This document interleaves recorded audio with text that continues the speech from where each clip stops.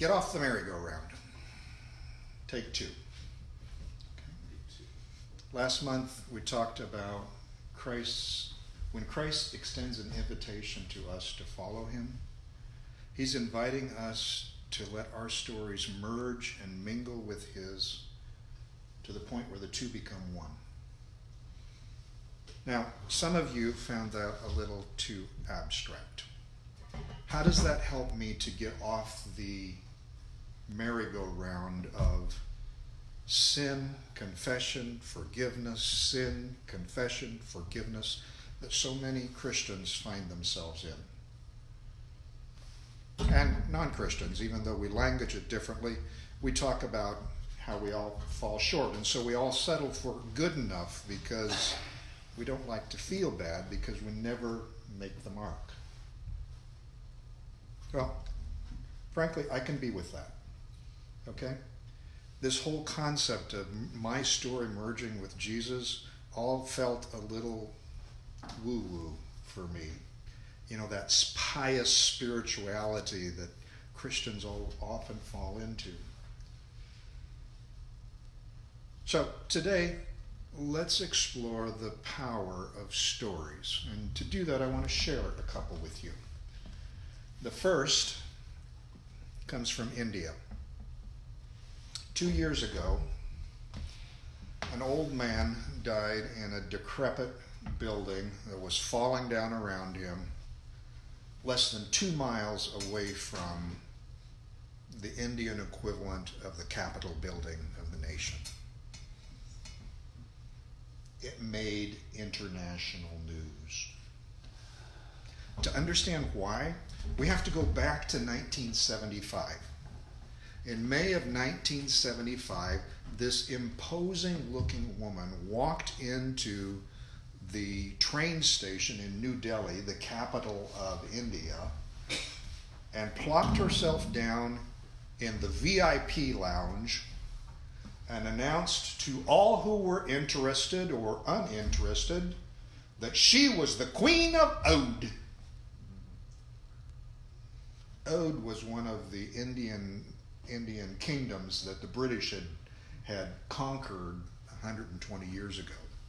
With her were 2 children, 7 liveried servants. For Americans that don't understand what livery is, that means uniform, fancy uniforms, okay?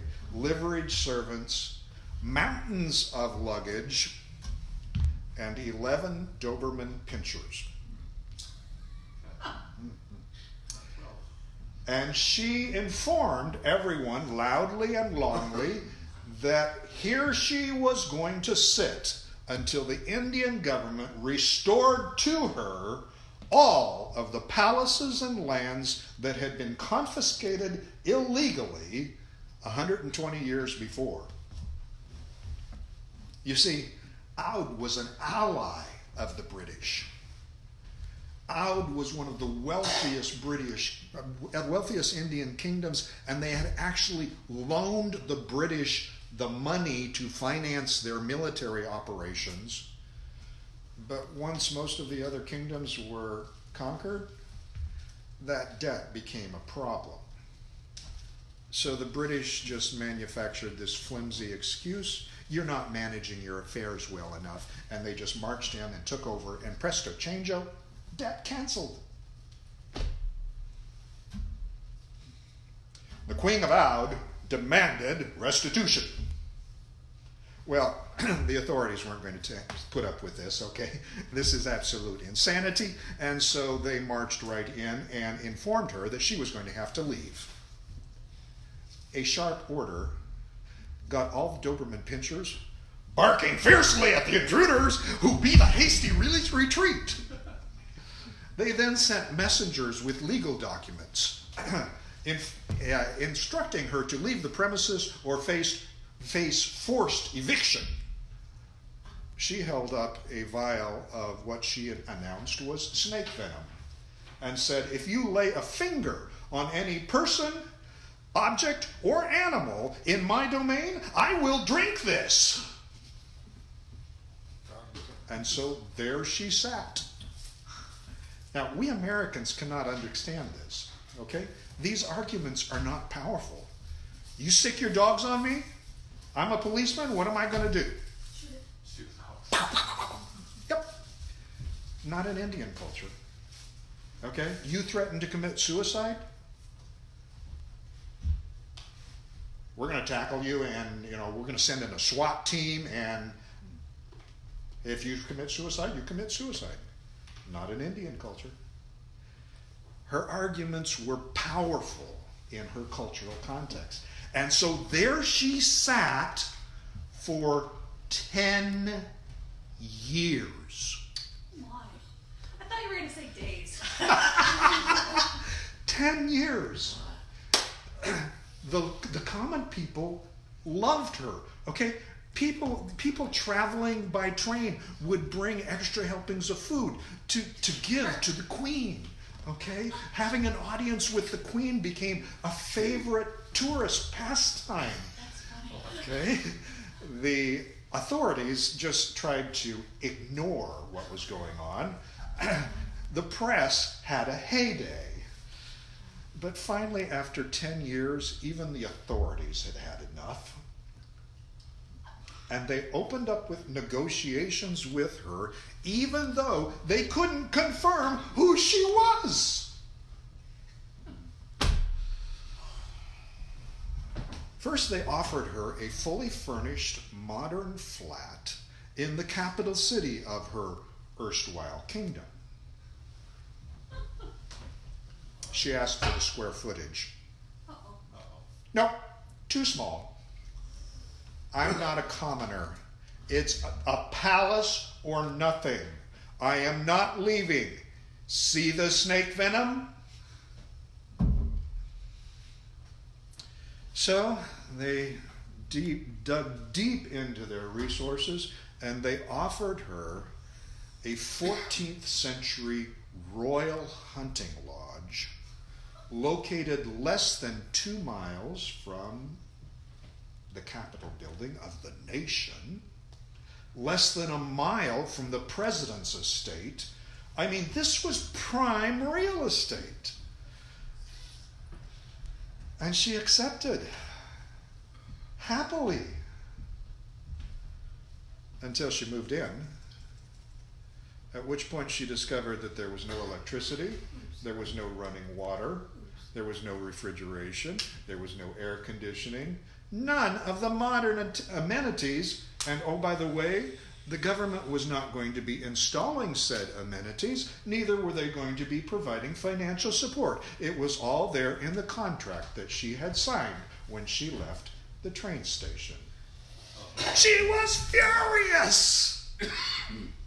But nobody cared. As far as the press was concerned, the story was over as soon as she left the train station.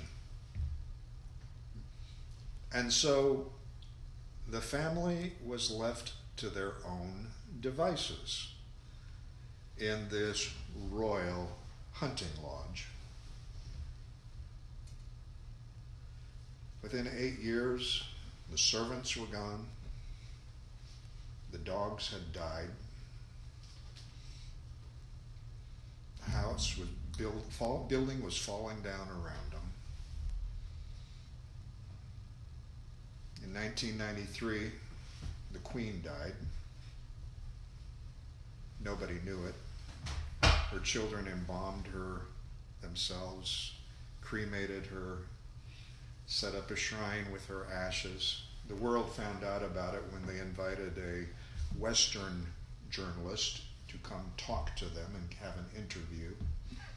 In 2014, the daughter died. Her brother buried her. And the old man that died 2 years ago was her son, the last of the line of Aud. It generated a little bit of international media attention, but the times had changed. How much do we respect royalty today? Especially royalty that's demanding its due.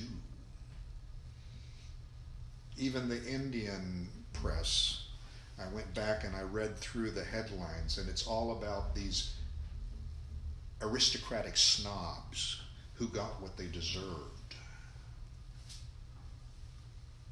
And pretty soon, thrill seekers were rampaging through the now abandoned Royal Hunting Lodge, snapping selfies, dumping drawers out, looking for souvenirs, holding ghost parties.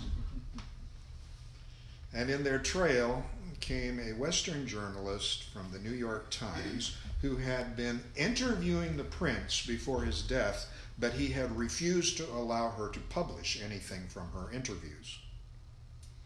But now he was dead. And in the wake of the looters, searching through the papers they had strewn about, she found letters and receipts from a family member who had been sending them money for 40 years. With that clue, she traced the leads from India to London to Pakistan and back to India and uncovered the backstory of the Queen of Oud. She was not a queen. Her husband had been the registrar of a university in the capital of the erstwhile Kingdom of Oud. There was a connection, geographically. When India gained its independence and the violence between Muslims and Hindus broke out with partitioning, the family was forced to flee to Pakistan, and displaced and impoverished, she became obsessed with what she had lost and the injustice of it all. And she blamed the politicians who, in their pride and greed, had fought over who was going to lead the country and had divided it amongst themselves. Then her husband died, and the last restraints were taken off. She confronted the Prime Minister of Pakistan and slapped him in public. Rather than put her in prison for an extended period, they sent her to a mental institute for 6 months, where she received electroshock therapy to try to straighten out her thinking. When she was released, she immediately went home, packed everything she owned, took her young children, and paid to be smuggled back into India, and disappeared. Until she reappeared almost a decade later in the train station. Did she believe the story she was telling? Or was it just an elaborate hoax, a plea for help, an attempt to get financial support? Did her children believe? Regardless of the answers, the fact remains that for 40 years, they were so convincing that despite the fact that the legitimate descendants of the Queen of Oud denied having any knowledge of her, the entire world believed her story. And for 40 years, they were so wrapped up in this story that they chose to live less than 2 miles from the capital building of India, without electricity, without running water, without sanitation, without any of the modern amenities. And not even scratched out, just eked out this meager existence until one by one they died. Why would they do this? Because each of us live our story, live our lives within the context of a story. And that story is more powerful than logic, is more powerful than circumstances?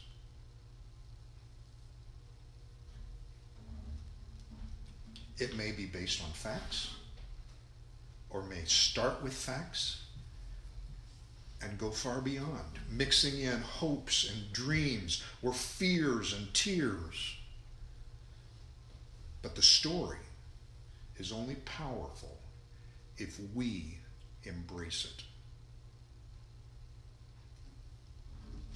The second story is from my life. It happened in 2000.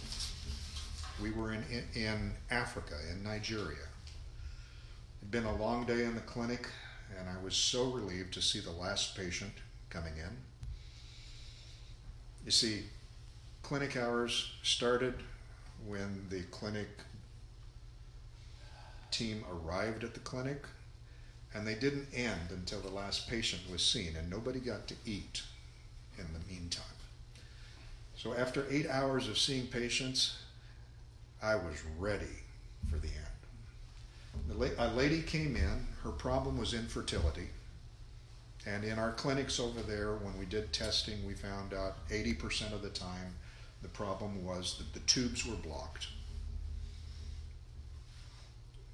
This happens here in the U.S. It's also the most common cause of infertility in the U.S. Not the only cause, okay? But when you have multiple sexual partners, you end up with multiple sexually transmitted infections that you never know about, and it scars the tubes shut, and then you can't have children.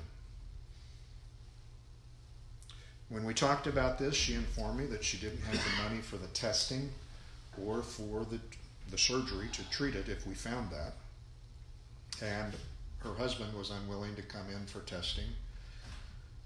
There was nothing that we could do. My hands were tied. Her hands were tied.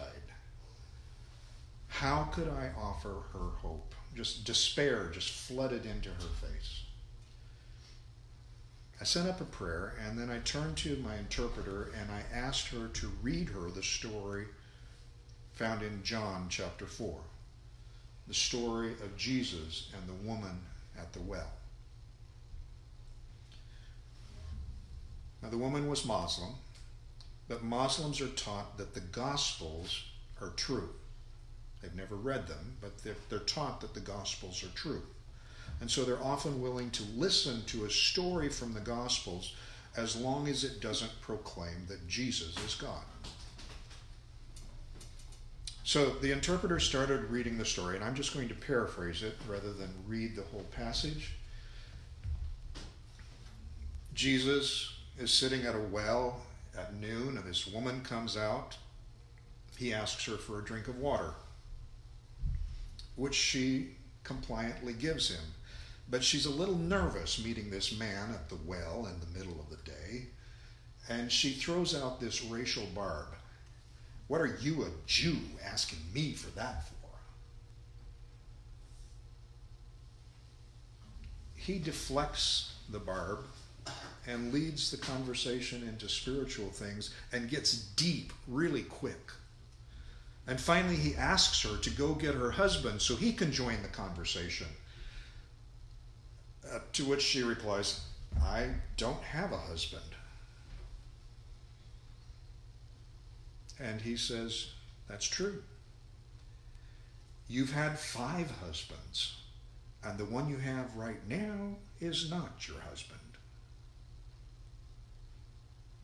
At this point, the woman listening, the woman there in the clinic listening to the story, she gasps audibly, and tears start to her eyes.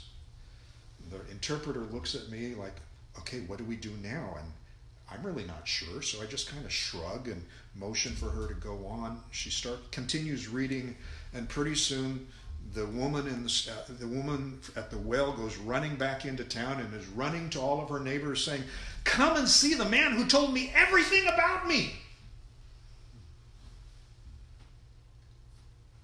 And didn't chase me away. And at this point, the woman in the clinic in front of me burst into convulsive sobs. We didn't read any more of the story. Because between sobs, she told her story. She had had 5 husbands that had all divorced her because she couldn't bear children. And the man that she was living with now refused to marry her until he had fathered a child on her to prove that she was not damaged goods. And she said, "He knows me.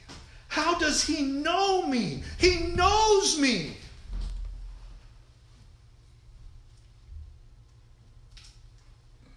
I tried to steer the conversation back to her medical problem at that point. And she said, "No, that's not important now. I know there's nothing you can do for me. But Jesus knows me. He knew me long ago, before I was born. He knows me. I don't care if he's a prophet or God. He knows me. And that gives me so much hope." I don't know the end story to that because I had to leave. What is your story? What is the story that is shaping and molding your life? The story that... Okay, at this point, we at church are going to talk about stories. Do we choose our own stories? Or are they forced on us by the circumstances of our lives? Are stories really this powerful? Or are they just a mind game that psychologists play with us to explain our behavior? And is the story of Jesus really this powerful in modern society? Or is this something that only happens in the wilds of Africa? Talk about it at home. Find a friend and talk about it. Let me know what you think. I'll see you next week.